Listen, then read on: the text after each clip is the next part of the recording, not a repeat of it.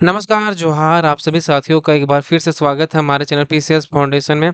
आज Jharkhand field worker जो इसका वैकेंसी आया है और बहुत ही अच्छा वैकेंसी है, 10वीं पास वैकेंसी है। तो चलिए इस वीक का स्टार्ट करते हैं और आज का पहला क्लास हमारा जो झारखंड जीके से है, ठीक है?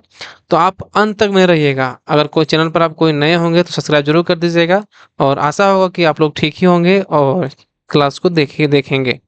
चलिए, आज का पहला क्लास है जो कि बहुत ही महत्वपूर्ण क्लास है क्योंकि इसमें एमसीक्यूज लाए हैं, ठीक है?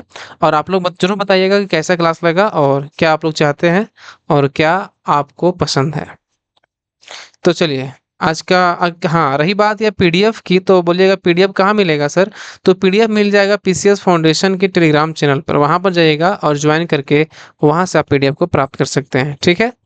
तो चलिए, आज का पहला सवाल आपके सामने रहा ये कि ओडिशा झारखंड के कितने जिलों के साथ सीमा साझा करती है? उड़ीसा। अगर ये आपका झारखंड का मैप रहे तो उड़ीसा किधर है भाई साहब? हैं? बताइए, इधर तो हो गया आपका यूपी, इधर हो गया वेस्ट बंगाल, इधर हो गया उड़ीसा और इधर हो गया कौन सा? छत्तीसगढ़ और इधर हो गया थोड़ा सा यूपी। तो बता दें कि जो उड़ीसा है ना, ये जो है ये 7 जिलों के साथ ये सीमा साझा करती है। कितने जिलों के साथ? ये 7 जिलों के साथ सीमा साझा करती है, याद रखिएगा। रसिक मंगल नामक पुस्तक में छोटानागपुर क्षेत्र को क्या कहा गया है? बताइए। रसिक मंगल नामक पुस्तक में छोटानागपुर क्षेत्र को क्या कहा गया है? तो बताइए बताइए, ये भी बहुत महत्वपूर्ण सवाल है। रसिक मंगल आप लोगों को नया लग रहा हो सुनने में, लेकिन जो इसमें कहा गया है ना रसिक मंगल की पुस्तक में, झारखंड को जो बोला गया है वो बोला गया है नागभूम। क्या बोला गया है? नागभूम बोला गया है। ठीक है, आज हम लोग जल्दी से क्लास को देखते हैं ताकि आप लोगों को बोर ना लगे और मजा आए पढ़ने में, यानी कम समय में ज्यादा तैयारी। हमको टाइम खींचने का मतलब नहीं है, आपको कम समय में ज्यादा कुछ मिल जाए वही मेरे लिए बेहतर है। आज का तीसरा सवाल आपके सामने है कि झारखंड में ताम्रपाषाण युगीन संस्कृति का केंद्र बिंदु कहाँ था? बताइए, झारखंड में ताम्रपाषाण युगीन संस्कृति का केंद्र बिंदु कहाँ था? पलामू, संथाल परगना, रांची या सिंहभूम? बताइए। तीसरा का सवाल है, ये जो है ना ताम्रपाषाण जो है, इसका केंद्र बिंदु जो था कहाँ पर था? ये था संथाल परगना। कहाँ पर था? संथाल परगना में ये केंद्र बिंदु था। कहाँ पर था? ताम्रपाषाण युगीन संस्कृति का केंद्र बिंदु संथाल परगना में यह था। ठीक है, चलिए।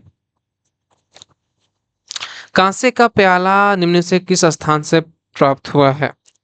बताइए, कांसे का प्याला कहाँ से प्राप्त हुआ? तो ये प्राप्त हुआ आपका लोहरदगा से। कहाँ से प्राप्त हुआ कांसे का प्याला? तो ये प्राप्त हुआ है लोहरदगा से। ठीक है, याद रखिएगा। सब बेसिक बेसिक सवाल लेकर आए हैं, आपको चिंता नहीं करना है। हाँ, कोटेश्वर नाथ बौद्ध स्तूप कहाँ से स्थित है? बताइए, कोटेश्वर नाथ जो है बौद्ध स्तूप कहाँ पर है? तो कोटेश्वर नाथ जो बौद्ध स्तूप है आपका, ये आपका है इटखोरी में। कहाँ पे है? इटखोरी में जो है आपका कोटेश्वर नाथ बौद्ध स्तूप है। ये कहाँ पड़ता है? ये चतरा जिला में आपका पड़ता है इटखोरी, याद रखिएगा। अगला सवाल देखिए, निम्न में से किस नागवंश शासक ने जनि शिकार प्रथा का प्रचलन शुरू किया था? निम्न में से किस नागवंश ने जनि शिकार प्रथा का प्रचलन शुरू किया था? तो किसने शुरू किया था ये जनि शिकार? तो जनि शिकार जो है ये कंचन राय के द्वारा किया गया था। जो 10 का जनि शिकार जो होता है ना, शायद 10 साल का होता है, याद नहीं आ रहा। कंचन राय के द्वारा यह शुरू किया गया था। ठीक है, चलिए। बोड़िया जो रांची में स्थित मदन मोहन मंदिर का निर्माण किस नागवंशी राजा ने करवाया था? बोड़िया स्थित मदन मोहन मंदिर का निर्माण किस नागवंशी राजा ने करवाया था? तो ये बताइए किसने करवाया था? तो ये करवाया था रघुनाथ शाह ने। किसने करवाया था?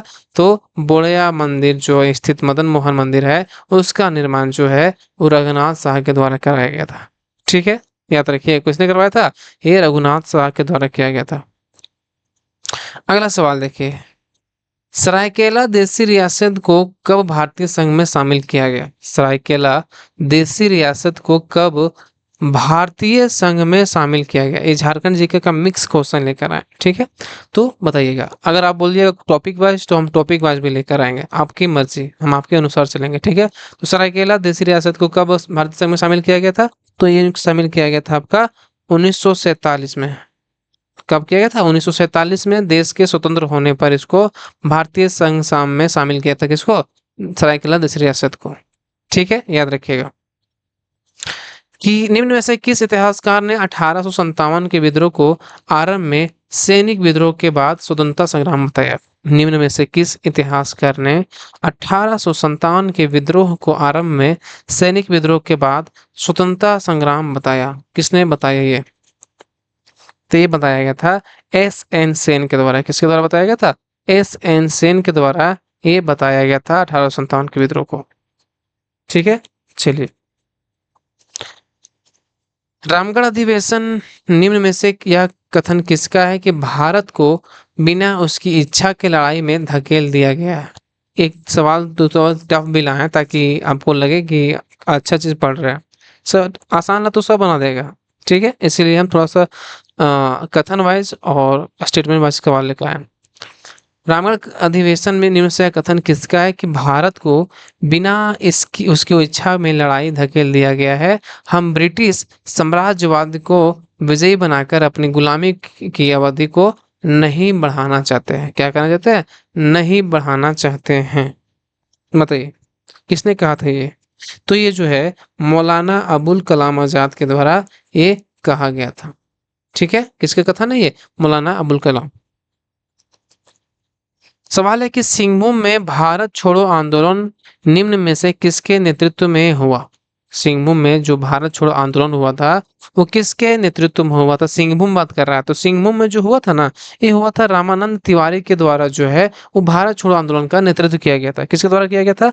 रामानंद तिवारी के द्वारा किया गया था। ठीक है, चलिए। सवाल है कि निम्न में से किस स्थान पर कंपनी सरकार ने अंग्रेजों की सुरक्षा के लिए मार्टेल टावर बनाया गया था? मार्टिलो टावर जो बोलते हैं, किसके लिए बनाया गया था? यह टावर 30 फीट ऊंचा तथा उसका घेरा 20 फीट का है। कितना कौन टावर है? मार्टिलो। बताइए। मार्टेल टावर जो है बनाया गया था। यह टावर 30 फीट ऊंचा तथा उसका फीट कितना? 20 फीट ये घेरा है। तो कहाँ पर बनाया गया था अंग्रेजों की सुरक्षा के लिए? तो ये जो बनाया गया था आपका, वो पता है कहाँ बनाया गया था? पाकुड़ में बनाया गया था। कहाँ पर बनाया गया था? पाकुड़ में यह बनाया गया था मार्टिलो टावर, याद रखिएगा। हरी बाबा आंदोलन, उड़ी बाबा नहीं, हरी बाबा आंदोलन झारखंड के किस समुदाय ने भाग लिया? हरी बाबा आंदोलन में झारखंड के किस समुदाय ने भाग लिया था? तो हरी बाबा आंदोलन में जो है ना, ये भाग लिया था आपका हो लोग। किसने भाग लिया था? हो लोगों जो है ये समुदाय भाग लिए थे। किस आंदोलन में? तो हरी बाबा आंदोलन में, याद रखिएगा। हम्म। अगला सवाल है कि झारखंड से समुद्र तल की निकटतम दूरी कितनी है? झारखंड से समुद्र तल की निकटतम दूरी कितनी है? तो समुद्र तल से जो इसकी निकटतम दूरी है वो पता है कितना है? बहुत आसान सवाल है, 90 किलोमीटर। कितना किलोमीटर है निकटतम दूरी? तो यह 90 किलोमीटर है। ठीक है, समुद्र तल से।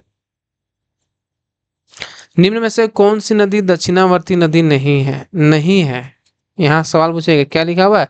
नहीं है। है नहीं है, नहीं है। तो हम बात करें, अगर हम बात करते हैं दामोदर नदी तो ये दक्षिणावर्ती नदी है। ठीक है, बराकर भी दक्षिणावर्ती नदी है, दक्षिण कोयल भी है, लेकिन सकरी नदी जो है ना ये दक्षिणावर्ती नहीं है, ये उत्तरवर्ती नदी है। ठीक है, चलिए। देखिए लुपुंगुटू जलप्रपात झारखंड के किस जिले में स्थित है? लुपुंगुटू जलप्रपात झारखंड के किस जिले में स्थित है? तो लुपुंगुटू जो जलप्रपात है ना वो झारखंड के पश्चिमी सिंहभूम में स्थित है। कहाँ पे है? पश्चिमी सिंहभूम में यह स्थित है लुपुंगुटू, याद रखिएगा दोस्तों। ठीक है, चलिए। हाँ, झारखंड राज्य गंगा प्राधिकरण का गठन कब किया गया? झारखंड राज्य गंगा प्राधिकरण का जो गठन है वो कब किया गया था? तो झारखंड राज्य गंगा प्राधिकरण का जो गठन है वो किया गया था आपका कब? 20 फरवरी 2009 को। कब किया गया था? 20 फरवरी 2009 को झारखंड राज्य गंगा प्राधिकरण का गठन किया गया था। ठीक है, चलिए। झारखंड की कौन सी जलवायु प्रदेश ग्रीष्म काल में सर्वाधिक वर्षा प्राप्त करने वाला जलवायु क्षेत्र है? झारखंड की कौन सी जलवायु प्रदेश ग्रीष्म काल में सर्वाधिक वर्षा प्राप्त करने वाला जलवायु क्षेत्र है? बताइए। तो ये क्षेत्र है सागर प्रभावित। जो प्रकार की जलवायु है ना वो झारखंड के जलवायु प्रदेश को ग्रीष्म काल में सर्वाधिक वर्षा प्राप्त करने वाला जो है ये जलवायु क्षेत्र कौन सा है? जो सागर प्रभावित क्षेत्र है उसको बोलते हैं। ठीक है, चलिए। सवाल है कि निम्न में से किस अभयारण्य में के मध्य में हरी पहाड़ी नामक झील स्थित है? निम्न में से किस अभयारण्य में सॉरी निम्न में से किस अभयारण्य के मध्य में, बताइए किस अभयारण्य के मध्य में हरी पहाड़ी नामक झील स्थित है? तो हरी पहाड़ी नामक जो झील स्थित है आपका पता है कहाँ है? ये तुपचांची अभयारण्य के बीच में है, जो कि हरी पहाड़ी नामक ये झील में है। आज का सवाल टफ लग सकता है, लेकिन जैसे जैसे आप पढ़ते जाएंगे चीजों को आसान होती जाएगी। ठीक है, आपका हम थ्योरी भी पढ़ा देंगे अगर बोलिएगा तो। ठीक है, आपको चिंता करने की जरूरत नहीं है। झारखंड की निम्न में से कौन सी जनजातियां सामान्य दस्तकार हैं? बताइए, झारखंड की निम्न में से कौन सी जनजातियां सामान्य दस्तकार है? तो सामान्य दस्तकार की अगर हम बात करें ना, तो ये आपका है लोहरा जो जनजाति ये भी है, करमाली भी है, चीक बड़ाई है। ये सभी जनजातियां जो है ना वो सामान्य मतलब दस्तकार है। ठीक है, याद रखिए कौन कौन सा, लोहरा, करमाली और चीक बड़ाई। ठीक है, चलिए। धुमकुरिया के संबंध में कौन सा कथन जो है वो असत्य है? धुमकुरिया के संबंध में कथन असत्य है। इसमें दो कथन सही है, एक असत्य है। बताइए। तो इसमें जो है हम पढ़ते हैं सवाल को। धुमकुरिया युवक एवं युवतियों के लिए अलग अलग प्रबंध होता है, क्या सही है? बिल्कुल सही है। धुमकुरिया में युवकों के लिए पेल एड़पा तथा युवतियों के लिए जोंग एड़पा कार्य करते हैं? नहीं, ये चीज तो नहीं बोल सकते हैं। ये जो है ना ये बिल्कुल गलत है। कैसे हम बताएंगे? धुमकुरिया जो है ना युवकों के लिए पेल एड़पा, युवतियों के लिए जोंग एड़पा, लेकिन ये उल्टा है। ये इसका ये होगा और इसका ये होगा। ठीक है, ये गलत हो जाएगा। जोंक एड़पा को धांगर कुड़िया भी कहा जाता है, बिल्कुल। जोंक एड़पा जिसको बोलते हैं वो धांगर कुड़िया भी कहा जाता है। नहीं, ऑप्शन हमारा अगर गलत पूछा है तो ए वाला, बी वाला ऑप्शन बिल्कुल असत्य है। ठीक है, चलिए। मुंडा की सामाजिक व्यवस्था में विधवा या परित्यक्ता से विवाह क्यों कहा जाता है? मुंडा की सामाजिक व्यवस्था में विधवा या परित्यक्ता से विवाह को क्या कहा जाता है? बताइए, बताइए, बताइए। मुंडा की सामाजिक व्यवस्था में विधवा या परित्यक्ता से विवाह को क्या कहा जाता है? तो विधवा परित्यक्ता पता है क्या बोलते हैं? उसको बोलते हैं सगाई। क्या बोलते हैं? सगाई बोलते हैं। ठीक है, चलिए। सोरिया पहाड़िया का युवा गिरी को किस नाम से जाना जाता है? सोरिया पहाड़िया का युवा गिरी को किस नाम से जाना जाता है? तो सोरिया पहाड़िया के युवा गिरी को कोड़वाह के नाम से आता है। क्या बोलते हैं? कोड़वाह बोलते हैं। क्या बोलते हैं? कोड़वाह। संथाल का क्या बोलते हैं? घोटुल। धूमकुड़िया किसका है? उरांव का है। याद रखिएगा। कोड़वाह किसका है? सोरिया पहाड़िया का। चलिए। झारखंड जलवायु परिवर्तन कार्य योजना रिपोर्ट के अनुसार सबसे संवेदनशील जिला कौन सा है? झारखंड जलवायु परिवर्तन कार्य योजना रिपोर्ट के अनुसार सबसे संवेदनशील जिला कौन सा है? तो सबसे संवेदनशील अगर जिला बात कर रहा है तो ये आपका है सरायकेला खरसावां। कौन सा जिला है? सरायकेला खरसावां जो है सबसे संवेदनशील जिला है, याद रखिएगा। चलिए। कतरी जलाशय परियोजना का संबंध झारखंड के किस जिले से है? बताइए, कतरी। तो कतरी जलाशय परियोजना का जो संबंध है ना वो झारखंड के, पता है कहाँ है? वो झारखंड के गुमला जिला से है। कौन सा? कतरी जलाशय परियोजना कौन सा जिला से है? तो गुमला जिला से है। ठीक है, चलिए। मयूराक्षी नदी घाटी परियोजना निम्न में से किन किन राज्यों की संयुक्त परियोजना है? मयूराक्षी नदी घाटी परियोजना निम्न में से किन किन राज्यों की संयुक्त परियोजना है? तो मयूराक्षी जो है ना ये है झारखंड और पश्चिम बंगाल की संयुक्त परियोजना है। किसका? मयूराक्षी किसका किसका भी है? तो झारखंड और पश्चिम बंगाल की संयुक्त परियोजना है। ठीक है, चलिए। रांची स्थित एचईसी को विद्युत आपूर्ति किस ताप विद्युत केंद्र से होता है? रांची स्थित जो हेवी इंजीनियरिंग कॉर्पोरेशन जो है हटिया में, वो विद्युत की आपूर्ति किस ताप विद्युत केंद्र से होता है? तो इसको जो विद्युत की आपूर्ति होता है वो पतरातू ताप विद्युत गृह से होता है। किसको? एचईसी, जो रांची हटिया में स्थित है। ठीक है, चलिए। निम्न में से कौन सा सीमेंट कारखाना कच्चे माल के रूप में चूना पत्थर का उपयोग नहीं करता है? सवाल पूछा है कि निम्न में से कौन सा सीमेंट कारखाना कच्चे माल के रूप में चूना पत्थर का उपयोग नहीं करता है? तो पत्थर का जो उपयोग नहीं करने वाला है वो है झींका पानी। झींक पानी जो है ये क्या करता है? ये कच्चे माल के रूप में चूना पत्थर का उपयोग नहीं करता है। ठीक है, कौन? झींक पानी। नामकुम रांची में भारतीय ला अनुसंधान संस्थान की स्थापना कब की गई? नामकुम जो रांची में है, भारतीय ला अनुसंधान संस्थान की स्थापना कब की गई? तो यह किया गया था 1925 में। कब किया गया? 1925 में जो है नामकुम में भारतीय ला अनुसंधान संस्थान की स्थापना की गई थी। कब? 1925 में। झारखंड सरकार वित्तीय वर्ष 2023-24 के बजट में झारखंड वासियों की भागीदारी सुनिश्चित करने के लिए निम्न में से कौन सा मोबाइल पोर्टल लॉन्च किया गया है? देखिए, कुछ कुछ हम सवाल सब मिक्स लाए, करंट अफेयर भी है, सब कुछ है इसमें, ध्यान रखिएगा, घबराना नहीं है। झारखंड सरकार वित्तीय वर्ष 2023-24 के बजट में झारखंड वासियों की भागीदारी सुनिश्चित करने के लिए निम्न में से कौन सा मोबाइल पोर्टल लॉन्च किया गया है? तो जो मोबाइल पोर्टल लॉन्च किया गया है वो है हमीन कर बजट। क्या किया गया? हमीन कर बजट। चलिए आगे बढ़ते हैं। उस ऐप का ही नाम है क्या? हमीन कर बजट। झारखंड बजट 2023-24 के अनुसार निम्न में से किस स्थान पर नए राजकीय पॉलिटेक्निक खोले जाने का प्रस्ताव है? झारखंड बजट 2023-24 पूछा है, ठीक है, याद रखिएगा। 2023-24 के अनुसार निम्न में से किस स्थान पर नए राजकीय पॉलिटेक्निक खोले जाने की प्रस्ताव है? तो जहां पर नया खुलने वाला है वो है आपका बरही में, बुंडू में, पतरातू में, यानी ये सभी में अब खुलेगा। ठीक है, चलिए। वर्तमान में झारखंड में उच्च न्यायालयों के न्यायाधीशों की संख्या कितनी है? बताइए, वर्तमान में जो है झारखंड में उच्च न्यायालय में न्यायाधीशों की संख्या कितनी है वर्तमान में? तो वर्तमान में बात करें तो ये है आपका 25। कितना है? 25 है। कितना है? 25 है। अगला सवाल देखिए, वर्तमान में झारखंड में अनुसूचित क्षेत्रों की संख्या कितनी है? वर्तमान में झारखंड में अनुसूचित क्षेत्रों की जो संख्या है वो कितना है? तो अनुसूचित क्षेत्रों की जो संख्या है वो कितना है? 22 है। कितना है? 22 है। कितना है? 22। पंचायत समिति की पदेन सचिव निम्न में से कौन होता है? समिति का पदेन सचिव पूछा है। तो पदेन सचिव पता है कौन होता है? ये होता है आपका प्रखंड विकास पदाधिकारी, यानी कि बीडीओ, ब्लॉक डेवलपमेंट ऑफिसर। ठीक है। निम्न में से किसे बंगाल का प्रवेश द्वार कहा जाता है? बताइए।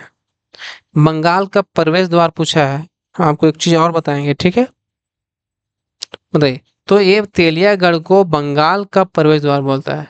और छोटा नागपुर का प्रवेश द्वार किसको? अच्छा, छोटा नागपुर क्या बोलते हैं? जैसे चतरा का बोलते हैं छोटा नागपुर का प्रवेश द्वार। किसका? छोटा नागपुर का प्रवेश द्वार। ठीक है, याद रखिएगा। निम्न में से कौन सा मंदिर है जिसका मुख्य विशेषता है काली कुल की उग्रतारा एवं श्री कुल की देवी लक्ष्मी की मूर्ति एक ही स्थान पर प्रतिष्ठापित है? निम्न में से ऐसा कौन सा मंदिर है जिसकी मुख्य विशेषता है काली कुल की उग्रतारा एवं श्री कुल की देवी लक्ष्मी की मूर्ति एक ही स्थान पर प्रतिष्ठापित है? बताइए। तो ये है आपका उग्रतारा मंदिर। कौन सा मंदिर है? उग्रतारा मंदिर। ठीक है, याद रखिएगा। हाल ही में झारखंड सरकार द्वारा एयर एम्बुलेंस सेवा की शुरुआत किया गया, इसके पहले लाभार्थी कौन बने हैं? सवाल है, बताइए। एयर एम्बुलेंस सेवा को शुरू किया गया था ना, तो इसके पहले लाभार्थी कौन पता है? इसके पहले जो लाभार्थी है वो है कुंज बिहारी राय। कौन है? कुंज बिहारी राय। हाल ही में 21वीं राष्ट्रीय federation junior under 20 athlete championship में झारखंड की आशा किरण बारला, ये ध्यान रखिएगा, आशा किरण बारला कौन सा पदक प्राप्त किया है? बताइए। आशा किरण बारला तो ये पदक जो प्राप्त किए हैं स्वर्ण पदक है। कौन सा पदक है? स्वर्ण पदक। 3 मई 2023 को झारखंड के मुख्यमंत्री हेमंत सोरेन ने गढ़वा के नगर उटारी स्थित बंशीधर मंदिर को 2 दिवसीय राजकीय श्री बंशीधर महोत्सव का उद्घाटन किया। इस मंदिर में किस भगवान की प्रतिमा है? 3 मई 2023 को झारखंड के मुख्यमंत्री हेमंत सोरेन ने गढ़वा के नगर उटारी स्थित बंशीधर मंदिर को 2 दिवसीय राजकीय श्री बंशीधर महोत्सव का उद्घाटन किया। इस मंदिर में किस भगवान की प्रतिमा है? तो इस मंदिर में जो है वो भगवान कृष्ण की प्रतिमा है। कौन सा प्रतिमा है? भगवान कृष्ण की। हाल ही में झारखंड के मुख्यमंत्री हेमंत सोरेन ने कितने उत्कृष्ट विद्यालयों का शुभारंभ किया? हाल ही में झारखंड के मुख्यमंत्री श्री हेमंत सोरेन ने कितने उत्कृष्ट विद्यालयों का शुभारंभ किया है? तो कितने शुभारंभ किया है? तो ये बता दें आपको, ये 80 विद्यालयों का शुभारंभ किया। कितने विद्यालय? तो 80 विद्यालय। ठीक है, याद रखिए कितना, 80। तो चलिए आज के सवाल यहीं पे समाप्त हुए। अगर कोई भी किसी का कमेंट हो तो कमेंट बॉक्स में कमेंट कर दीजिएगा कि क्या दिक्कत है, क्या परेशानी है, क्या थी। किन्हीं को चाहिए पीडीएफ, तो पीडीएफ आप पता है कहाँ मिल सकता है? पीसीएस फाउंडेशन पे। कहाँ पे? पीसीएस फाउंडेशन के टेलीग्राम चैनल पर जाके ज्वाइन कर लीजिएगा। चलिए।